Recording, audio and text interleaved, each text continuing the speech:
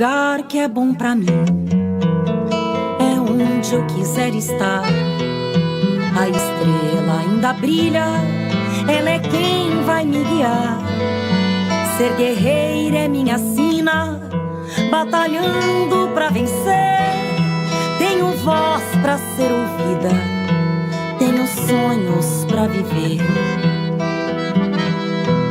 Não vão mais conseguir me anular, me calar. Ninguém vai me impedir de cantar e lutar. Seja em casa, no campo, na rua ou na praça. Chega de mordaça, agora eu vou falar. Porque eu sou mulher pra fazer acontecer. Eu sou uma delas, são elas por elas, ocupando os espaços de poder. Nesta semana no TV Elas por Elas Formação vamos falar sobre advocacia feminista e sistema de tributação brasileira. Na aula de hoje o tema é a luta pelas mulheres no sistema de justiça, com a advogada Maíra Machado. Boa tarde a todas e todes. Meu nome é Maíra, eu sou advogada criminal e dos direitos das mulheres. E hoje a gente vai conversar um pouco sobre a advocacia feminista.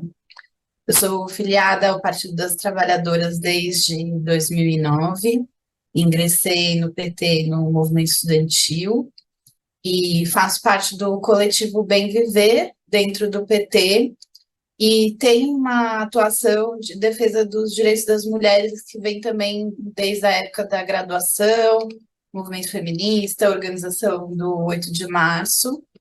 Eu sou mãe da Betânia, de 9 anos, e a partir da experiência da maternidade também me aproximei da luta dos direitos sexuais e reprodutivos das mulheres, atuei como doula por 4 anos, vi 13 nenês em 12 nascimentos nascerem, um foi de gêmeos, e com isso também levei minha atuação para a questão da violência obstétrica, que foi meu tema de TCC.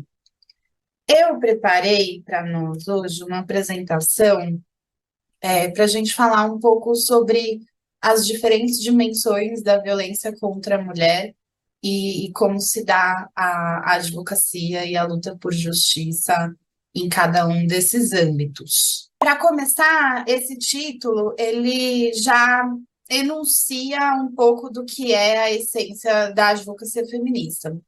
A advocacia feminista é uma advocacia militante, necessariamente, porque o sistema de justiça ele é patriarcal, estruturalmente. Então, a defesa dos direitos das mulheres, ela necessariamente vai passar por uma luta por desconstruir o machismo estrutural e por uma luta que muitas vezes ela é inglória, ela é difícil, porque a gente está buscando a enunciação dos nossos direitos num meio que não está muito interessado em garanti-los.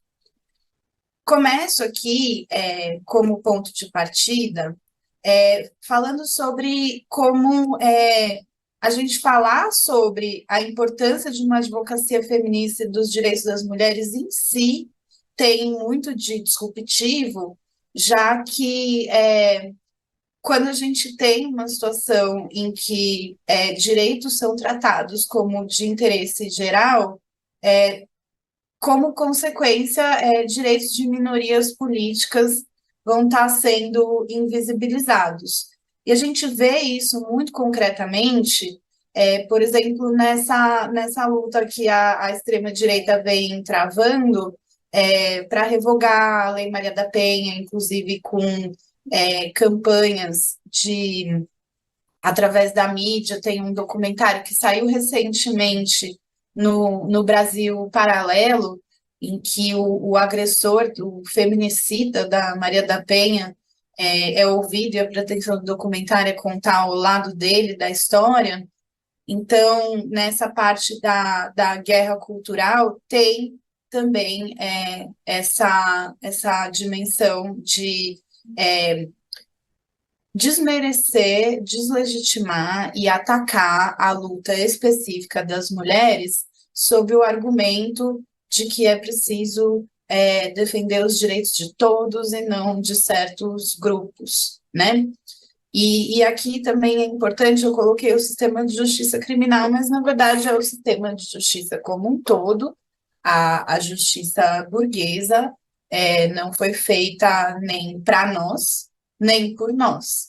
Daí, por exemplo, a relevância dessa luta que vem sendo travada nos últimos tempos pela indicação de uma mulher negra para o Supremo Tribunal Federal, que somente a partir da ocupação dos espaços que a gente consegue fazer com que o direito produza resultados que garantem os direitos das mulheres.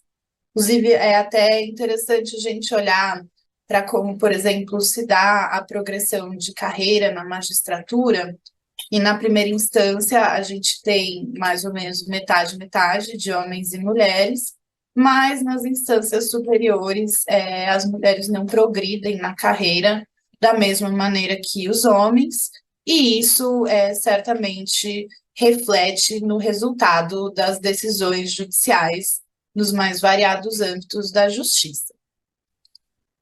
Então, eu trago esse trecho aqui do livro Processo Penal Feminista, que é, inclusive, da professora Soraya Mendes, que é um dos nomes que vem sendo cotados para ocupar essa vaga do STF, das listas triplas que têm sido formuladas pelos movimentos negros, de mulheres juristas com notório saber jurídico, com uma trajetória acadêmica importante, que inclusive o livro da Soraya é um pouco a base dessa apresentação, e ela fala basicamente sobre como esse discurso da objetividade ele serve para calar os diferentes, calar as identidades que estão buscando reconhecimento.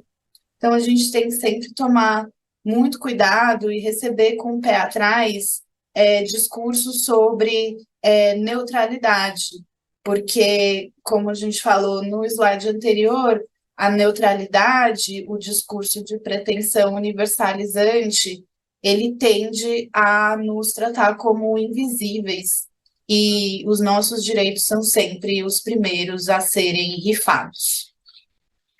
Eu trago aqui essa imagem da manifestação do movimento de mulheres no julgamento do Doca Street, porque essa organização popular das mulheres que ocorreu durante esse julgamento, ela é um exemplo muito importante de contestação do caráter patriarcal do sistema de justiça, e ela também reflete como a voz das mulheres era silenciada e como os parâmetros para a justiça decidir, naquela época e ainda hoje, eles eram muito misóginos, no sentido de que quanto mais uma mulher se afasta do ideal patriarcal, menos direitos o sistema estruturalmente patriarcal vai entender que ela merece. E isso se traduziu na sentença branda que o Doca Street recebeu e na própria estratégia de defesa baseada na ideia da legítima defesa da honra. Agora eu trago aqui um pouco do mapa de